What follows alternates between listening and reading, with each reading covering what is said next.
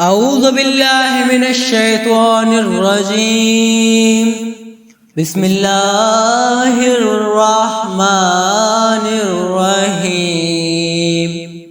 إنا أنزلناه في ليلة القدر وما أدراك ما ليلة القدر. ليلة القدر خير من 1000 شهر. تنزل الملائكة والروح فيها بإذن ربهم من كل أمر.